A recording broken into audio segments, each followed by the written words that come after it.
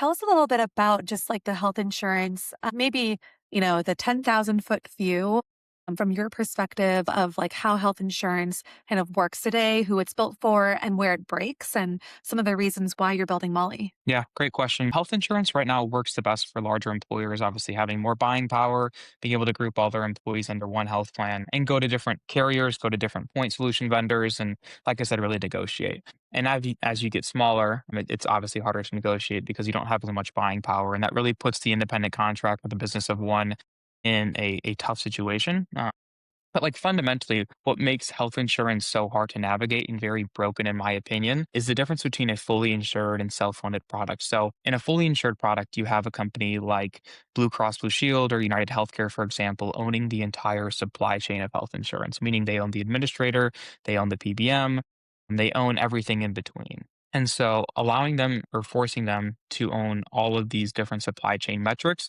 allows them to make money on each one of these different pieces. And so in a self-funded health plan, you can actually explode all these different vendors, unbundle the plan, and rebundle it back together. And that's really the key in actually being able to save money and more specifically pulling in different vendors that do a different job that's specific to one thing. So you pull in a specific company to do the plan administration, you pull in a specific company to own the PBM. You pull in a specific company to do a point solution, meaning that they can help you source labs or MRIs for a discounted price. So long story short, the ability to self-fund a health plan really allows you to control some of those costs and break free from how the health insurance landscape has been designed in the past. And so obviously it's very hard for an independent contractor to be able to do that. And so that's really what we're trying to be able to do is give them the benefits that normally come with a large employer, the self-funding metrics and the self-funding capabilities, but you don't have to work for a large employer. Awesome.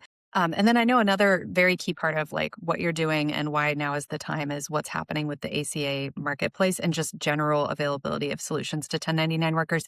So can you kind of just talk to what's happening with 1099 workers as a whole in terms of like trends in that set of work, and then also what is the ACA marketplace? What is changing about it, and why does that make it a good time to launch Molly Health? Yeah, 100%. So first off, I mean, there's 70 million 1099 independent contractors nationwide.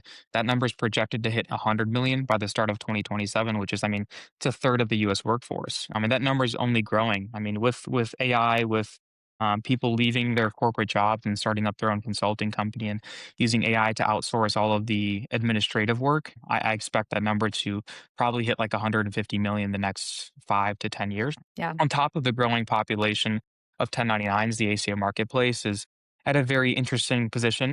Obviously, enhanced subsidies expired this last year. I think 4 million people left the ACA marketplace, and another 6 or 7 are projected to leave the ACA marketplace in 2027. That's due to obviously cost, but even on top of that, quality is going down drastically. Deductibles are going through the roof. There's no more PPO plans on the ACA marketplace, meaning that the network options are very, very limited.